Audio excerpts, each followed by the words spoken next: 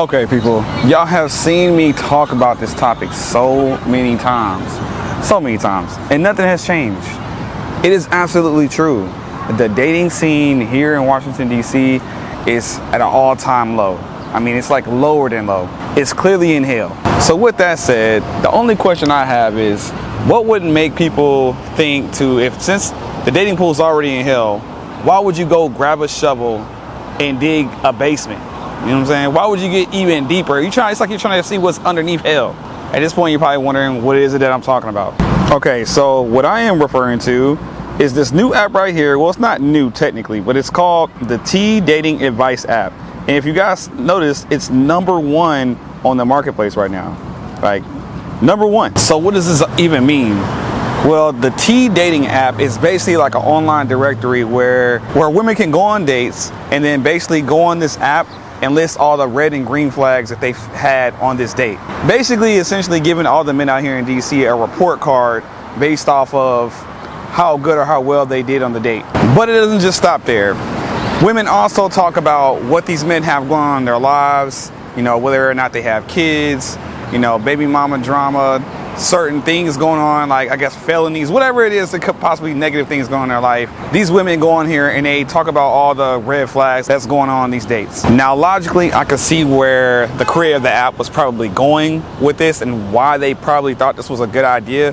But let's dive deeper, a lot deeper, into how this really is going to affect the dating scene out here in Washington, D.C. Now that this app is #1 in the dating market, and all the women out here are probably going to be downloading it. And oh yeah, did I forget to mention that every post is anonymous? So you already know what that means. It ain't nothing that a troll loves more than being anonymous. They feel the most freedom to be able to really express their most toxic inner thoughts, because they know no one can track them down and no one can really recognize them and point a finger at them and be like, hey man, that was wrong.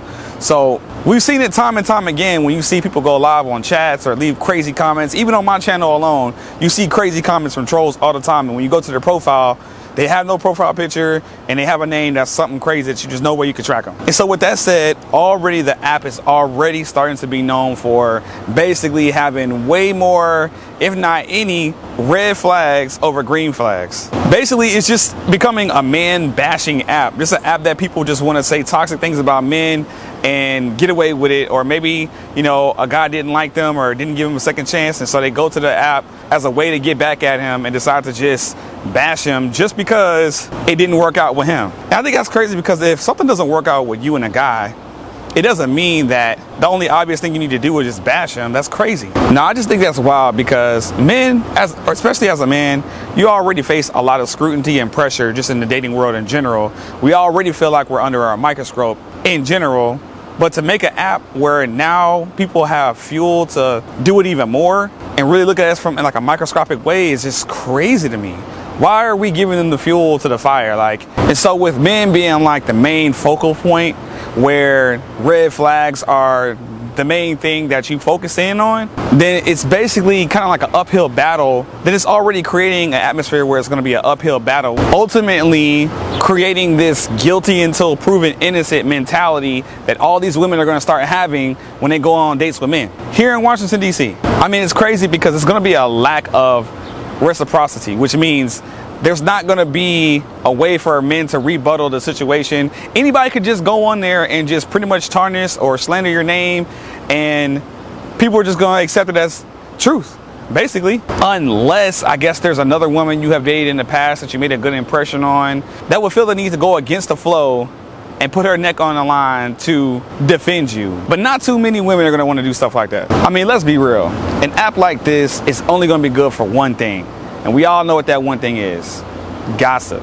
And not only just gossip, but unverified gossip, which is going to lead to so much defamation of character, it's going to be unreal. All I got to say is, if you are one of the women who are going to get this app and use it out here in Washington, D.C., be careful what you say, because I guarantee you there's going to be a way for people to reverse engineer and figure out who it was that made the post eventually. And then you, with the hating post that you made because you didn't get that second date, you're going to get found liable. You may even get a post made about you. I'm just saying. Man, let me tell y'all something. I know y'all hate the fact that men aren't already approaching y'all and asking y'all dates now. Can you imagine a world where men are feeling like every time they go out on a date, that they could be getting scrutinized or defamed or talked about out of character, do you think that's going to make men want to go on dates? It's already a lack of men approaching. If this starts to become as popular as it seems like it's going to be, especially with it being the #1 downloaded app right now, then you can best believe men for sure now are definitely not going to be trying to approach nobody, because why would they put themselves through the possibility of being put on a site like that just for someone to talk bad about them?